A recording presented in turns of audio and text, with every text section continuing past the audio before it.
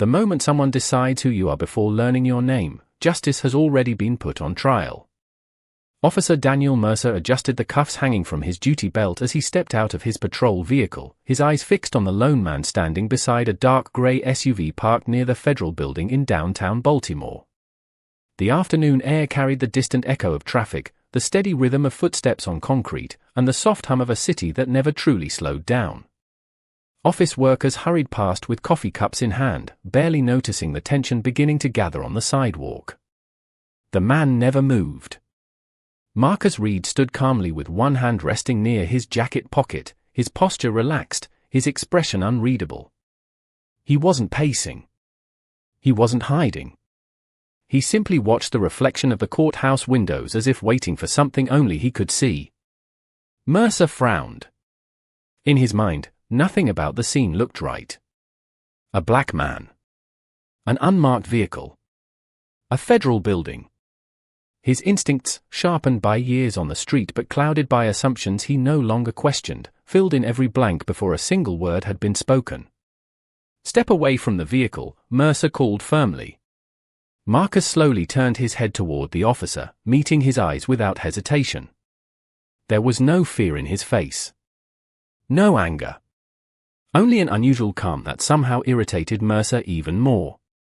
"Sir," Marcus answered evenly, "I'd appreciate it if you took one moment before making this decision."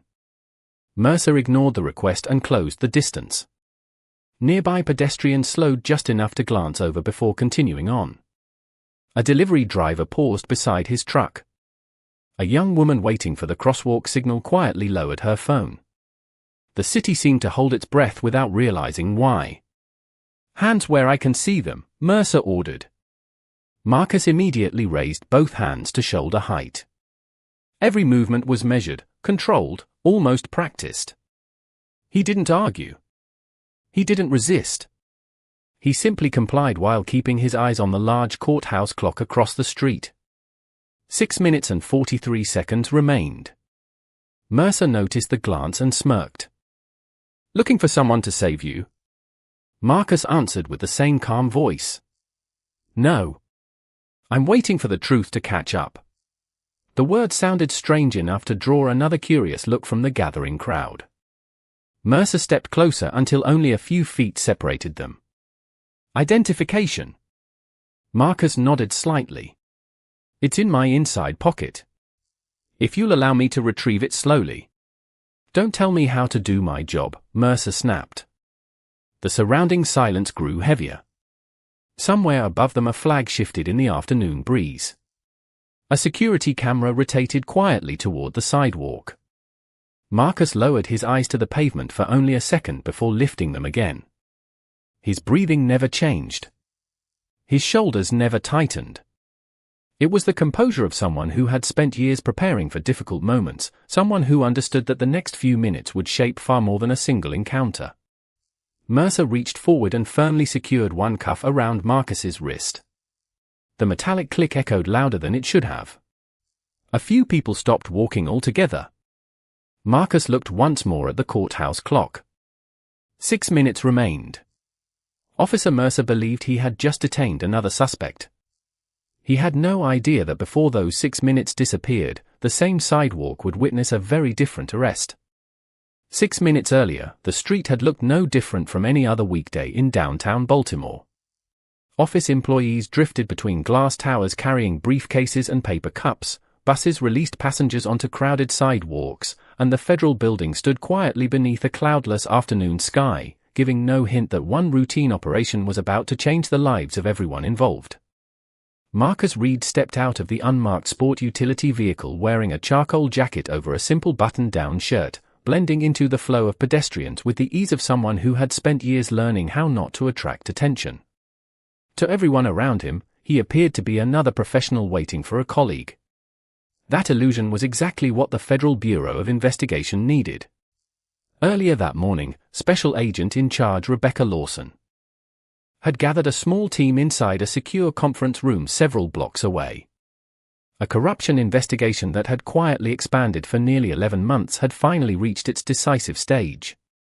Financial records, witness interviews, surveillance footage, and internal communications had pointed toward a network that extended beyond one dishonest officer. Someone inside the local department had repeatedly interfered with federal investigations by warning suspects before search warrants could be served. Marcus had volunteered for the assignment because he understood the importance of patience. Winning this case would never depend on dramatic confrontations. It would depend on discipline, timing, and the willingness to let people reveal themselves. His role sounded remarkably simple.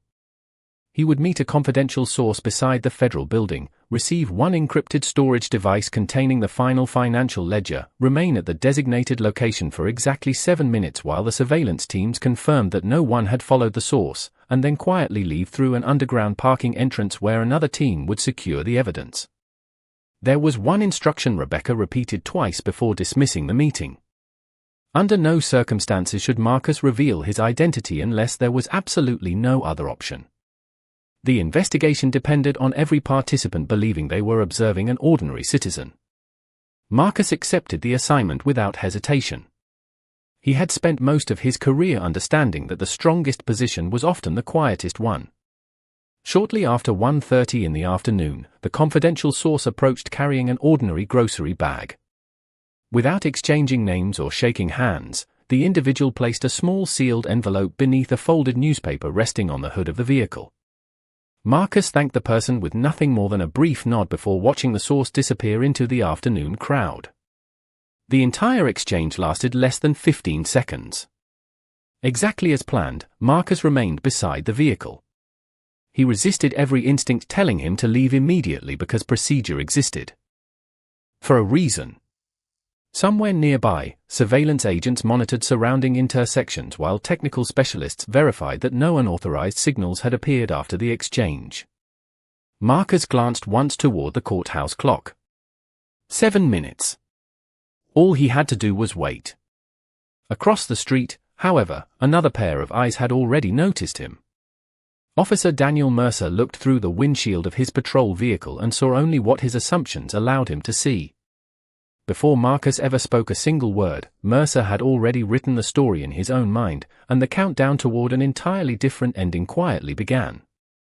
Officer Daniel Mercer had spent nearly 2 decades convincing himself that experience was the same as instinct. Every shift had reinforced a habit that he no longer questioned. He believed he could read people within seconds. The way they walked, the way they dressed, the way they answered simple questions.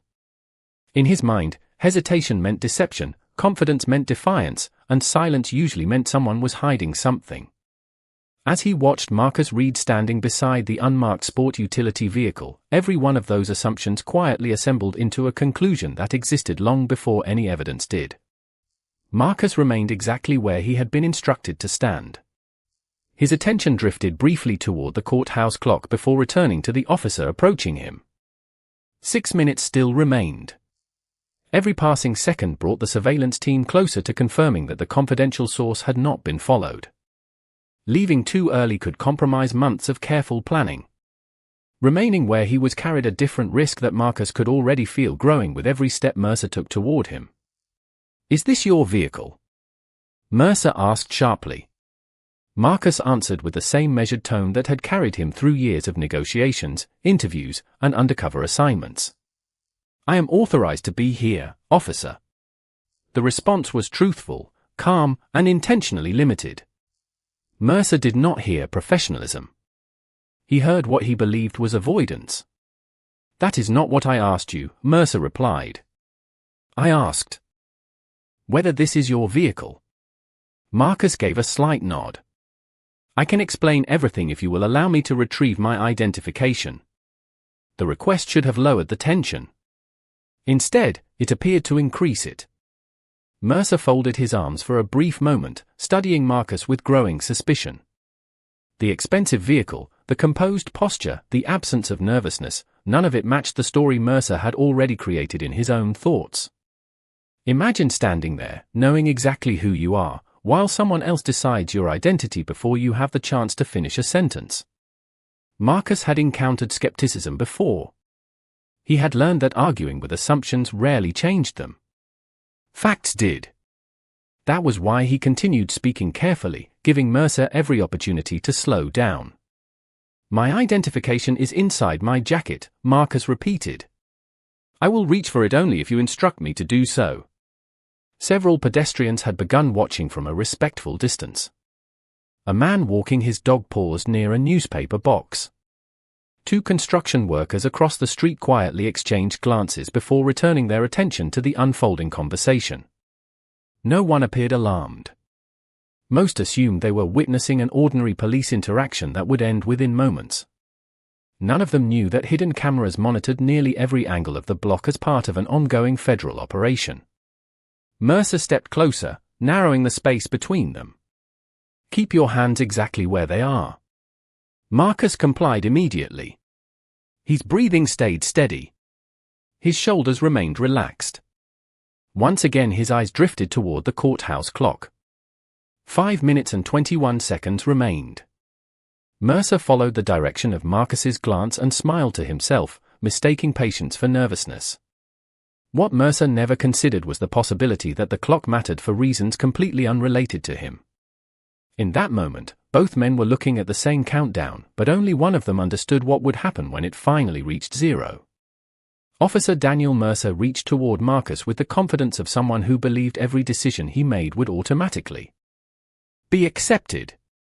Slowly, he said, although Marcus had not made a single unexpected movement. Marcus gave a small nod. "I understand. My identification is inside my jacket. I am going to reach with my right hand only."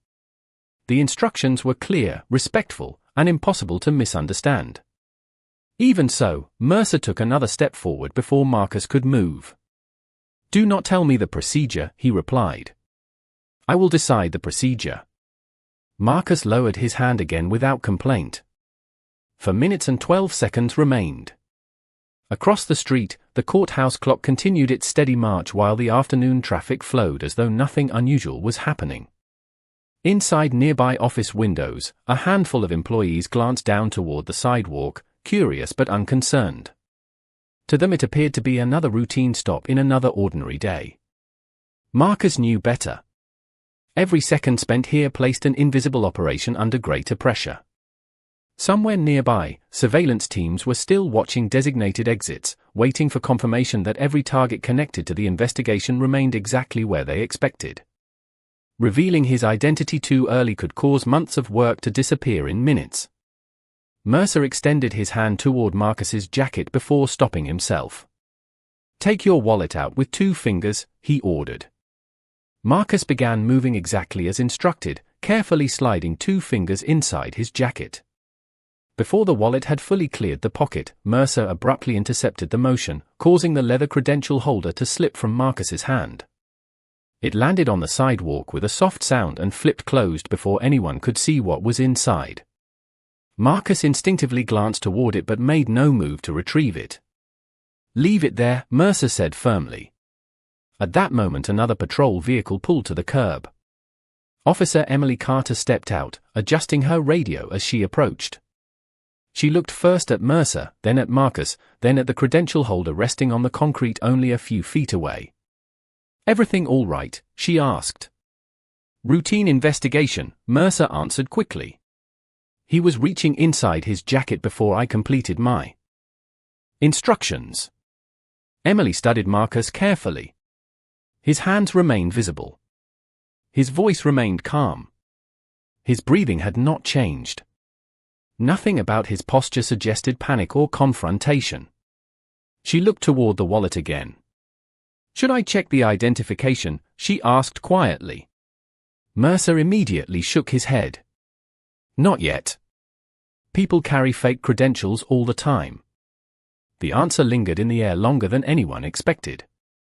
Marcus met Emily's eyes for only a brief moment. There was no plea for help. No frustration. Only the quiet expression of someone giving another person the opportunity to make her own decision. Emily hesitated. Training had taught her to verify information before reaching conclusions. Experience had taught Mercer to trust his assumptions first. The difference between those two philosophies now rested on a leather credential holder lying untouched on the sidewalk. Marcus slowly lifted his eyes toward the courthouse clock once again. 3 minutes and 46 seconds remained. He silently calculated every possibility. He could reveal everything himself, end the misunderstanding immediately, and protect his own position. Or he could continue following the operation exactly as planned, trusting that the truth would arrive before the countdown reached its final second. Without saying another word, Marcus chose patience once again.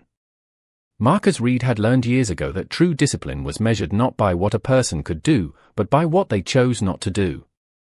Every instinct told him that one sentence could end the encounter immediately. One name. One badge. One explanation. Instead, he remained silent because the operation was never about protecting his pride. It was about protecting evidence that could expose an entire network operating far beyond a single sidewalk. 3 minutes and 46 seconds could feel insignificant to most people. To the surveillance team's position throughout downtown Baltimore, it was the difference between a successful investigation and months of work disappearing forever. Somewhere inside an unmarked van several blocks away, federal agents monitored encrypted communications while analysts confirmed that every individual connected to the confidential exchange remained exactly where they expected. If Marcus revealed his identity now, word could spread within seconds. One warning phone call would be enough. One nervous suspect leaving too early could unravel nearly a year of patient investigation. Officer Daniel Mercer, however, knew nothing about the invisible clock surrounding him. To him, Marcus's calm behavior only reinforced the belief that he was dealing with someone who thought he was above the law. "You have had every opportunity to cooperate," Mercer said, folding his arms. Marcus answered quietly. "Officer, I have cooperated with every lawful instruction you have given." Emily Carter listened carefully. The distinction in Marcus's words caught her attention. He had not challenged the officer. He had not raised his voice. He had simply chosen each sentence with remarkable precision. That level of control was unusual, especially for someone standing in such an uncomfortable situation. Emily glanced once more toward the leather credential holder still resting on the sidewalk. She considered walking over to retrieve it, but Mercer remained standing between her and the wallet as though preventing anyone from looking inside. Around them, more pedestrians slowed their pace. Some whispered to one another before continuing toward nearby offices. Others quietly watched from a respectful distance. No one interrupted. No one understood that nearly every person standing there was unknowingly becoming a witness to a moment that would soon carry consequences far beyond the city block. Marcus lifted his eyes toward the courthouse clock again. 3 minutes remained. In his earpiece, hidden beneath his collar, there was only silence. That silence told him everything he needed to know. The surveillance team was still in position. The operation had not been compromised. As long as he remained patient, the plan was still alive. Mercer noticed another brief glance toward the clock and shook his head with quiet satisfaction. Still waiting, he asked with a faint smile. Marcus looked back at him. "Everyone waits for something, officer. The only difference is whether they recognize it when it arrives." Mercer dismissed the comment as another attempt to sound clever. Emily did not.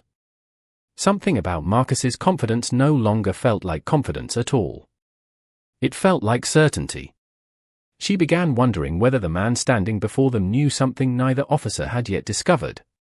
Above them, another security camera slowly adjusted its position, silently recording every word, every choice, and every missed opportunity. The countdown continued, and with every passing second, the truth drew closer while Officer Mercer remained completely unaware that he was no longer controlling the direction of the story. The afternoon sun reflected from the courthouse windows, covering the sidewalk in shifting bands of light that seemed almost peaceful, yet beneath that ordinary scene every decision now carried extraordinary weight. Marcus Reed remained exactly where he was, his posture unchanged, his expression composed, while the invisible clock continued moving toward the moment he had anticipated since accepting the assignment that morning. 2 minutes and 18 seconds remained. Somewhere beyond the building surrounding the Federal Plaza, members of his team continued following the final phase of an investigation that had quietly uncovered a pattern no one outside federal circles fully understood. For nearly a year, financial records had disappeared, evidence had been delayed, and confidential operations had somehow become known to suspects before warrants could be served.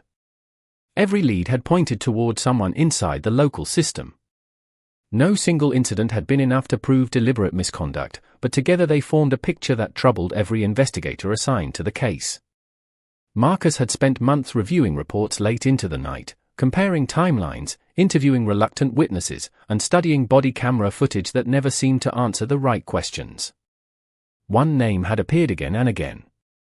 Officer Daniel Mercer. His involvement was never obvious. He was never accused directly. Yet his presence surrounded too many unexplained events to ignore. Cases involving missing evidence. Stops that generated complaints but somehow produced no disciplinary action. Reports that contradicted surveillance footage by only a few carefully chosen details. Separately they looked like coincidence. Together they suggested something much larger. That was why today's operation mattered. The confidential source had not merely delivered financial records. Hidden inside the encrypted storage device was information capable of connecting isolated incidents into a complete picture. Protecting those 7 minutes had always been more important than protecting Marcus from temporary embarrassment. Across the sidewalk, Mercer remained convinced that experience had confirmed his judgment. He looked at Marcus and saw confidence that needed to be challenged rather than professionalism that deserved respect. "You are making this much harder than it needs to be," Mercer said. Marcus answered calmly. "I believe the opposite is true."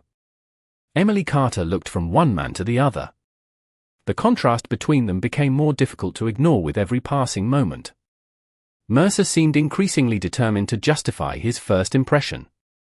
Marcus seemed increasingly determined not to let emotion replace reason. Emily quietly remembered one lesson from the academy that had stayed with her longer than any tactical exercise. Verify first. Decide second. She looked once more toward the leather credential holder lying untouched on the pavement. It was still there. No one had opened it.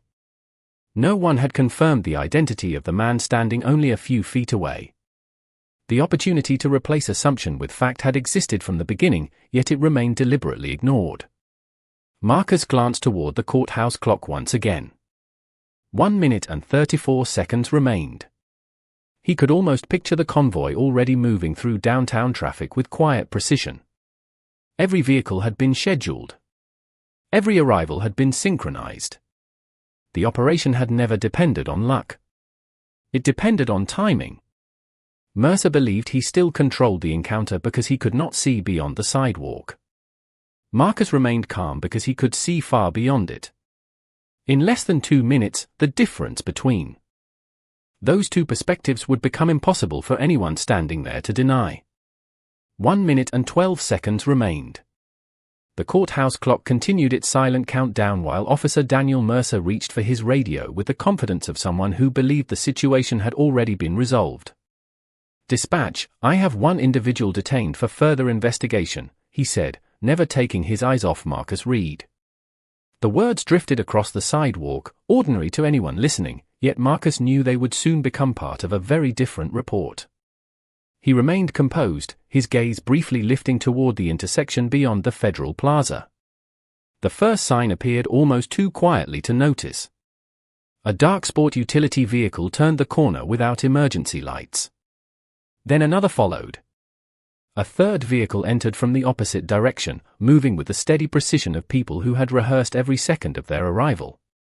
Most pedestrians paid little attention at first. Government vehicles were common in this part of the city. Emily Carter noticed them immediately. She frowned as she watched each vehicle stop at carefully measured positions instead of pulling randomly toward the curb. Doors opened almost simultaneously. Men and women wearing plain business attire stepped out with visible identification hanging from their belts, each moving with calm purpose instead of urgency. Mercer finally looked away from Marcus long enough to see them approaching. "What is this?" he muttered quietly. Marcus answered with the same calm voice he had used from the beginning. The part one hoped we would not reach. Rebecca Lawson walked at the center of the group, her expression focused but controlled. She did not rush. She did not raise her voice. She simply crossed the sidewalk until she stood a few feet from Mercer. Before saying a single word, she looked down and noticed the leather credential holder still resting on the concrete exactly where it had fallen minutes earlier. She bent down, picked it up carefully, brushed away a trace of dust with her thumb, and opened it. The gold badge reflected the afternoon sunlight. The identification card beneath. It displayed Marcus Reed's photograph beside the unmistakable seal of the Federal Bureau of Investigation. Rebecca closed the wallet gently before looking directly at Mercer. "Officer," she said evenly, "you are standing in the middle of an active federal investigation." The sidewalk became completely silent. Even the nearby conversations faded as people sensed that something significant had just changed. Emily's eyes widened as she looked from the badge to Marcus, replaying every moment of the encounter in her mind. Marcus did not smile. He did not celebrate. He simply lowered his eyes for one brief moment as Rebecca stepped beside him. Another federal agent quietly removed the restraint from Marcus's wrist with professional care. Mercer remained motionless. The certainty that had guided every decision during the past several minutes slowly disappeared from his face. Rebecca continued speaking with measured clarity. "Special Agent Marcus Reed is the lead investigator assigned to an ongoing public corruption case involving multiple jurisdictions. His presence here today was authorized at the highest operational level." Mercer attempted to respond, but the words never fully arrived. He looked toward Emily as though expecting confirmation that reality had not shifted beneath his feet. Instead, Emily lowered her eyes, remembering the untouched credential holder, the unanswered requests to verify identification, and every opportunity that had been ignored. The courthouse clock reached 0. Marcus looked once more at its polished face before turning back toward Rebecca. The countdown was over. The truth had arrived exactly on time. For several long seconds, no one moved. The afternoon breeze carried the sound of distant traffic through the Federal Plaza, yet on the sidewalk every conversation had disappeared. Officer Daniel Mercer stared at the badge Rebecca Lawson still held in her hand as though looking at an answer he wished had never existed. The confidence that had shaped every decision only moments earlier gave way to uncertainty. Marcus Reed quietly adjusted the sleeve of his jacket after the restraint had been removed, showing neither satisfaction nor resentment. His expression remained exactly as it had been from the beginning. Calm. Focused. Professional. Rebecca looked directly at Mercer before speaking with deliberate clarity. "Officer Mercer, I need to know one thing. Where is Agent Reed's cellular telephone?" The question landed with unexpected weight. Mercer hesitated before reaching toward a pocket where the device had been placed during the encounter. He slowly handed it to Rebecca without saying a word. One of the federal agents standing nearby immediately documented the exchange while another confirmed the time. Everything happened with practiced precision. No raised voices. No unnecessary gestures. Just procedure. Rebecca examined the device briefly before passing it to a technical specialist. "Maintain chain of custody," she instructed. "Document every transfer." Emily Carter watched the scene unfold with growing disbelief. She realized the federal team had not arrived to argue about a misunderstanding. They had arrived prepared to preserve evidence. Every action suggested that today's events had become part of something much larger than a routine encounter. Rebecca turned toward Emily. "Officer Carter, were you present from the moment you arrived?" Emily nodded honestly. "Yes. Did Agent Reed ever refuse a lawful instruction after you reached the scene?" Emily paused only long enough to replay every minute in her mind. "No. He remained cooperative the entire time." Rebecca acknowledged the answer with a quiet nod before looking back at Mercer. "Thank you." Marcus remained silent. He understood that truth carried the greatest weight when other people spoke it voluntarily. There was no need for him to defend himself now. Facts were doing that on their own. At the edge of the gathering crowd, a young man named Jordan Ellis stepped forward holding his telephone. His voice was respectful but steady. "Excuse me," he said. "I recorded part of what happened from over there. If it helps, you are welcome to have the video." One of the federal agents accepted the offer and carefully noted Jordan's contact information. Rebecca thanked him for coming forward. "Your cooperation may assist the investigation." Mercer lowered his eyes as the significance of the moment settled around him. Throughout the encounter he had been convinced that his version of events would define the official record. Instead, security cameras, witness statements, recorded video, radio transmissions, and federal documentation were quietly forming a timeline that no single opinion could rewrite. Marcus finally looked toward Mercer for the first time since Rebecca had arrived. There was no anger in his expression. No triumph. Only disappointment.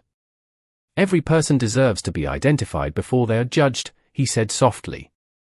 "That protects all of us."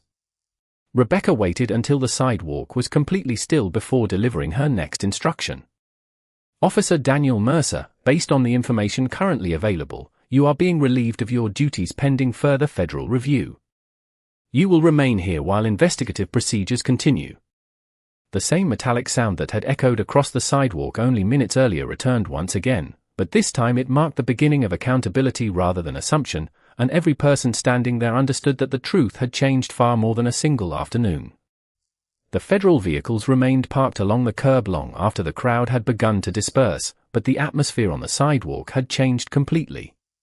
Only minutes earlier, people had believed they were witnessing an ordinary police stop. Now they understood they had watched something far more important unfold. Investigators carefully documented every detail, witnesses provided their statements one by one, and the quiet professionalism of the federal team replaced the uncertainty that had filled the afternoon. Officer Emily Carter answered every question honestly, never adding more than she knew and never leaving out what she had seen. Jordan Ellis transferred the video from his telephone to federal investigators, preserving another piece of the timeline that would later support the official record. Inside the encrypted storage device delivered earlier that afternoon, analysts found exactly what Marcus Reed had expected. Financial records, communication, logs, and internal documents connected multiple unexplained incidents that had puzzled investigators for months.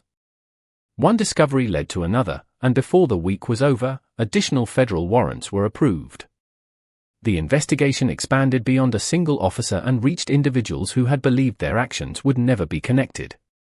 What had appeared to be an isolated misunderstanding became the final piece of a much larger picture. Marcus spent the next several hours completing reports with the same quiet discipline he had shown throughout the encounter. He did not speak to reporters waiting outside the building. He did not seek attention. He did not describe himself as a victim or a hero. He simply returned to the work he had accepted long before that afternoon began. Rebecca Lawson watched him leave the interview room carrying nothing more than a folder and his recovered credentials. "You handled yourself exactly the way this bureau expects," she said. Marcus offered a small smile. "The investigation mattered more than my pride." Rebecca nodded because she understood what those words had cost. Remaining calm while being misunderstood demanded a different kind of strength than most people would ever recognize. Before leaving the federal building, Marcus crossed paths with Emily once more. She stopped for a moment, unsure whether she should speak. Finally she did. "I should have insisted on checking your identification sooner," she admitted quietly. Marcus looked at her with the same steady expression she had first noticed on the sidewalk. "You asked the right question," he replied. "The important part is that you chose the truth when it mattered most." Emily thanked him before walking away with a lesson she would carry for the rest of her career. Days later, new training sessions were announced throughout the department, emphasizing careful verification, professional communication, and the responsibility every officer carries before making assumptions. Policies could change because of new rules, but real progress always began with better judgment. As the sun set over Baltimore that evening, the courthouse clock continued marking the passing hours. Exactly as it had every day before. The building had not changed. The streets had not changed. What changed was the reminder that justice does not belong to the loudest voice, the highest title, or the quickest assumption. It belongs to those willing to let facts speak before conclusions are written. Officer Mercer believed a badge gave him the authority to decide who deserved suspicion. Marcus Reed understood that a badge carries a greater responsibility than authority. It carries accountability. And on that quiet afternoon, the truth arrived exactly when it was supposed to, proving that dignity can remain silent for a moment, but genuine justice never arrives late.